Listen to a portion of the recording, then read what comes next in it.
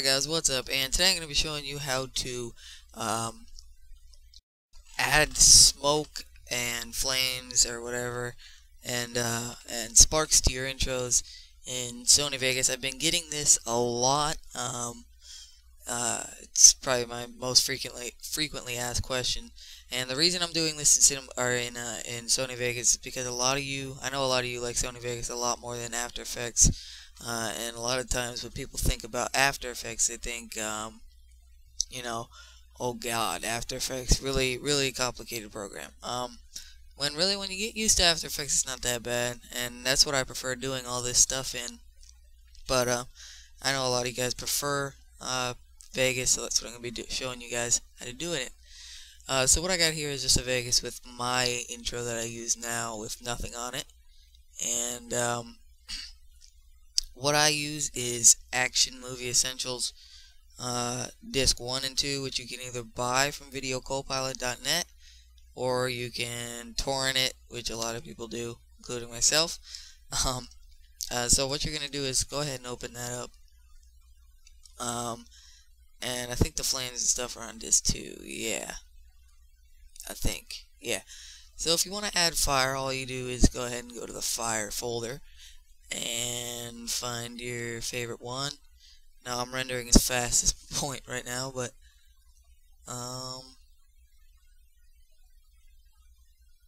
this one's pretty good, I guess. It doesn't really matter.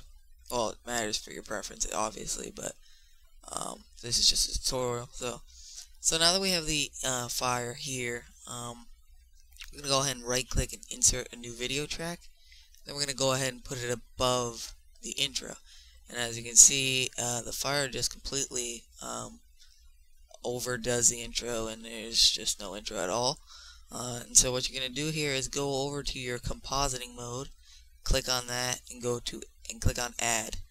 And then if we go ahead and play here, the fire will just be fire, and there will be no black.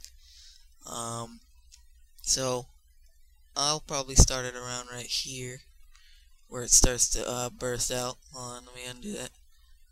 And select the fire here, delete this part, and if we play this here, as you can see, a bunch of fire just completely engulfs the middle of the screen, and that's not what we want. What we want is to go ahead and come over here to your track motion or your event pan and crop. I like using track motion, and you just go ahead and move that down to the bottom of the screen, and I like to move it off the screen. And then if we go ahead and play this, as you can see, it goes off to the right a lot, and there's flames that aren't off the screen, which makes it look not too good. So what I would do is go ahead and go to around right here, and then rotate it,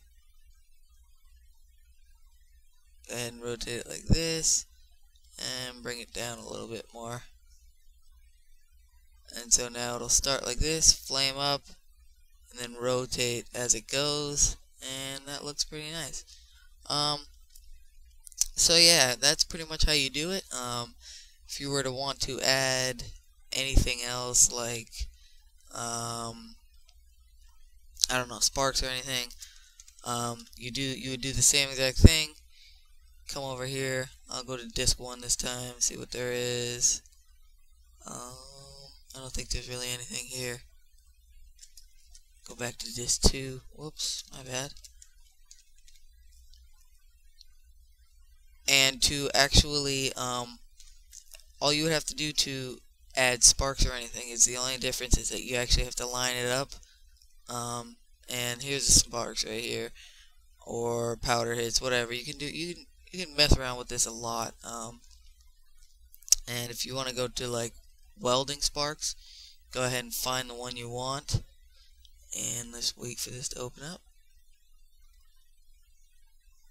That's not it. Hold on, where's ceiling? I like the ceiling ones here. And here we go. Hold on, here we go, opening up. Just like that. That's a good one. So you'll go ahead and add this in and insert another video track, and what you want to do is kind of keep it nice and organized and add a new track for everything. That's what I like to do.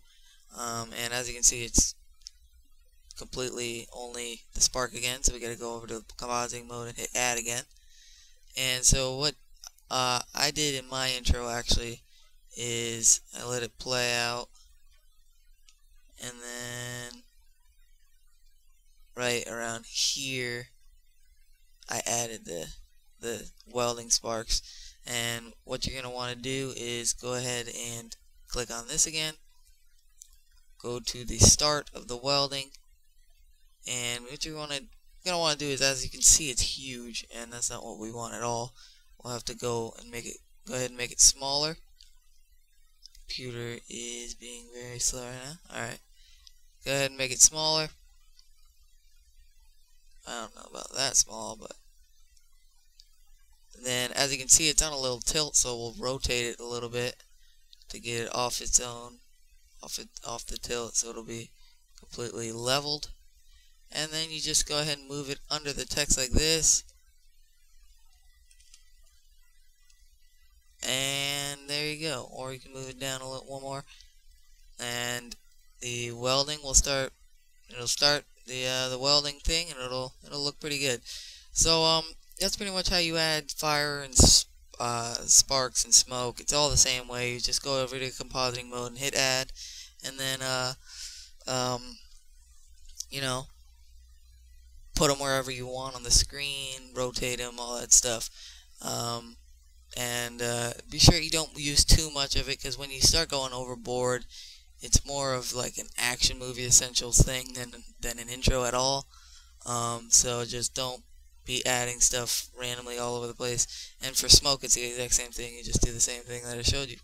So yeah, guys, thanks for watching. I hope this helps. This is very hugely frequently asked question. So I hope I helped you guys, and peace, guys.